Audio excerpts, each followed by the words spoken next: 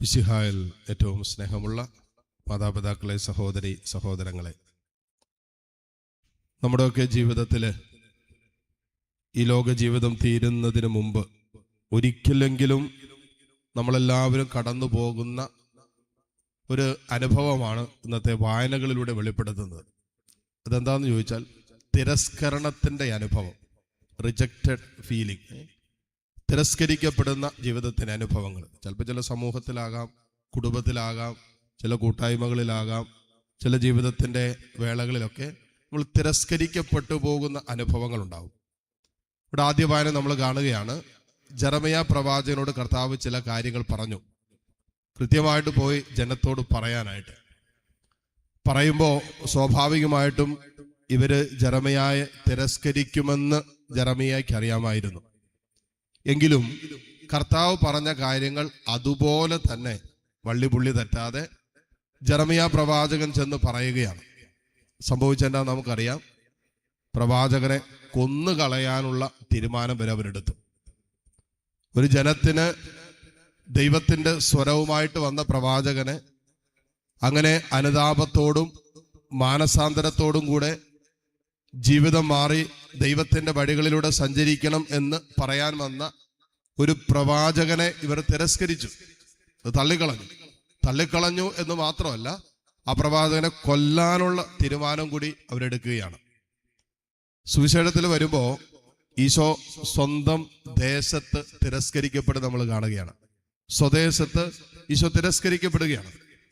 സ്വഭവനത്തിലും സ്വദേശത്തുമല്ലാതെ അപമതിക്കപ്പെടുന്നില്ല എന്നൊരു പ്രവാചകൻ അപമതിക്കപ്പെടുന്നില്ല എന്ന് സുവിശേഷം പറയുന്നുണ്ട്.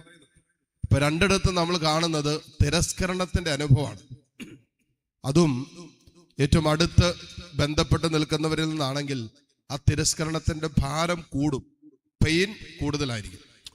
ഇപ്പൊ നമ്മൾ ഏതെങ്കിലും ഒരു ഫംഗ്ഷന് പോയി, നമ്മൾ ആദ്യമായിട്ട് കാണുന്ന ഒരു വ്യക്തിയാണ്, അവൻ നമ്മെ മാനിച്ചില്ല, ഗൗനിച്ചില്ല, ശ്രദ്ധിച്ചില്ല, നമ്മൾ അത്ര കണ്ട് വിലമതിക്കണമെന്നില്ല, അത്ര ശ്രദ്ധിക്കണമെന്നില്ല. പക്ഷേ നമ്മുടെ കുടുംബത്തിൽ നമ്മുടെ കൂടെ വസിക്കുന്ന അനേകം നാളുകളായി നമ്മുടെ സൗഹൃദത്തിലായിരിക്കുന്ന ഒരു വ്യക്തിയിൽ നിന്നും ഒരു തിരസ്കരണം ഉണ്ടാകുമ്പോൾ അത് നമുക്ക് വല്ലാത്ത ഭാരം തോന്നും, നമുക്ക് ഒത്തിരി വേദന ഉണ്ടാകും. പ്രത്യേകിച്ച് സ്വന്തം അപ്പൻ, അമ്മ, സ്വന്തം മക്കളാൽ തിരസ്കൃതരായ മാതാപിതാക്കൾ. എത്രയോ മാതാപിതാക്കൾ നമ്മൾ കാണുന്നുണ്ട് സ്വന്തം മക്കളാൽ തിരസ്കരിക്കപ്പെട്ട് ഒറ്റപ്പെട്ട് വല്ലാതെ വേദനിച്ച് മുറിഞ്ഞും കഴിയുന്നവര്. അപ്പോ പറഞ്ഞു വരുമ്പോ അവര് പറയുന്നൊരു കാര്യമുണ്ട്, അച്ഛാ വേറെ വല്ലവരായിരുന്നു കുഴപ്പമില്ലായിരുന്നു, എന്നാലും മക്കള് ഞങ്ങളും ഇങ്ങനെ ചെയ്തല്ലോ, ജീവിത പങ്കാളി ഇങ്ങനെ കാണിച്ചല്ലോ, മാതാപിതാക്കളല്ലേ ഞങ്ങളോട് ഇങ്ങനെ കാണിച്ചേ, അല്ലെങ്കിൽ ഏറ്റവും ഉറ്റ സുഹൃത്തല്ലേ, അവനെ വിശ്വസിച്ചുകൊണ്ടല്ലേ ഈ സാമ്പത്തിക ഇടപാടുകള്, ബിസിനസ് മേഖലകളൊക്കെ ചെയ്തിട്ട് ഈ വ്യക്തിയിൽ നിന്ന് തന്നെ ഈ തിരസ്കരണം, ഈ വഞ്ചന ഉണ്ടായല്ലോ എന്ന് പറയുമ്പോൾ ആ വേദന അധികമായിട്ട് അനുഭവപ്പെടുകയാണ്. ഇവിടെ രണ്ടിടത്തും ജെറമ്യാ പ്രവാചകനും ഈശോയ്ക്ക് സംഭവിച്ച ഒരേ അനുഭവമാണ്. രണ്ടുപേർക്കും തിരസ്കരണത്തിന്റെ അനുഭവം അത് വേദനാജനകം എന്നതിനേക്കാൾ അപ്പുറം ദൈവത്തിന്റെ തീരുമാനത്തിന്റെ ഭാഗമായി രണ്ടുപേരും ഏറ്റെടുത്തു എന്നുള്ളതാണ്. നമുക്കൊക്കെ തിരസ്കരണങ്ങൾ, അനുഭവങ്ങൾ ഉണ്ടാകുമ്പോൾ അത് നമ്മുടെ വൈകാരിക മനുഷ്യൻ മുറിവേൽപ്പിക്കപ്പെടുന്ന അനുഭവമായിട്ടാണ് നമ്മൾ പലരും സ്വീകരിക്കുന്നത്. അതുമൂലം നമ്മൾ പിന്നെ മിണ്ടുകയില്ല, സംസാരിക്കുകയില്ല, ആ ബന്ധം മുറിഞ്ഞു, ക്ഷമിക്കാൻ പറ്റാത്ത മനസ്സിന്റെ ഉടമകളായി നമ്മൾ മാറും.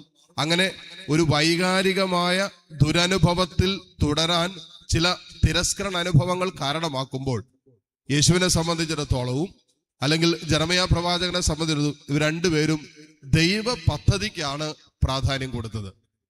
അവിടെ തിരസ്കരിക്കപ്പെട്ട അനുഭവത്തിന് അപ്പുറമായി ദൈവ പദ്ധതി അതിലൂടെ പൂർത്തീകരിക്കപ്പെടണം. ചില സമയങ്ങളിൽ നമ്മൾ അനുഭവിക്കുന്ന തിരസ്കരണ അനുഭവത്തിന്റെ പിന്നിലും ദൈവത്തിന്റെ പദ്ധതിയുണ്ട്. നമ്മൾ സ്നേഹിച്ചവരിൽ നിന്നും, നമ്മൾ ചേർത്ത് പിടിച്ചവരിൽ നിന്നും ഈ തിരസ്കരണങ്ങൾ ഉണ്ടാകുമ്പോൾ അതിന്റെ പിന്നിലും ഒരു ദൈവാലോചനയുണ്ട്. എന്താണ് ദൈവാലോചന? മനുഷ്യൻ നിന്നെ ഉപേക്ഷിച്ചാലും, ഈ ലോകത്ത് നിന്നെ ഏറ്റവും അധികം സ്നേഹിച്ചവർ നിന്നെ ഉപേക്ഷിച്ചാലും, പെറ്റമ്മ മറന്നാലും ഞാൻ നിന്നെ കൈവിടില്ല എന്നുള്ള പരിശുദ്ധമായ നിത്യമായ സ്നേഹത്തിന്റെ കാഴ്ചപ്പാടിലേക്ക് ഉയർത്തപ്പെടുന്നതിന് ഒരുപക്ഷെ ഈ ലോക ജീവിതത്തിൽ ചില തിരസ്കരണ അനുഭവങ്ങളിലൂടെ ദൈവം നമ്മെ നടത്തും. എല്ലാവരെയും നടത്തും.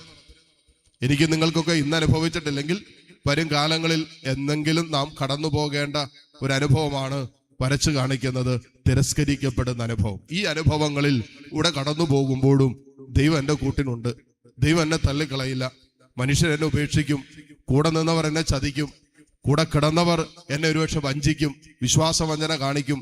എന്നിരുന്നാലും എൻ്റെ ദൈവം വിശ്വസ്തനാണ്, എക്കാലവും വിശ്വസ്തനാണ്. അവരൊരിക്കലും തള്ളിക്കളയില്ല, ഉപേക്ഷിക്കില്ല എന്ന നിത്യസത്യത്തിലേക്കാണ് ഇന്നത്തെ വായനകൾ വിരൽ ചൂണ്ടുന്നതും. ഈ സന്ദേശം ഹൃദയത്തിൽ സ്വീകരിച്ചാൽ മുന്നോട്ട് പോകാനുള്ള ഊർജ്ജമാണ്. മനുഷ്യൻ നമ്മളെ നമ്മുടെ ബലഹീനതകൾക്ക് മീതെ, നമ്മുടെ കുറവുകൾക്ക് മീതെ, നമ്മുടെ പോരായ്മകൾക്ക് മീതെ ഒക്കെ നമ്മളെ തള്ളിക്കളയുമ്പോഴും ഉപേക്ഷിക്കുമ്പോഴും നമുക്ക് മുന്നോട്ട് പോകാനുള്ള ഊർജം ദൈവം നമ്മെ ഉപേക്ഷിക്കുന്നില്ല എന്നുള്ള സത്യമാണ്. ഈ സത്യം നമ്മുടെ ഹൃദയത്തെ പ്രകാശിപ്പിക്കട്ടെ.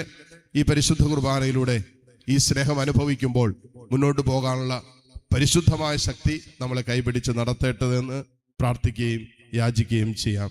ആമേൻ.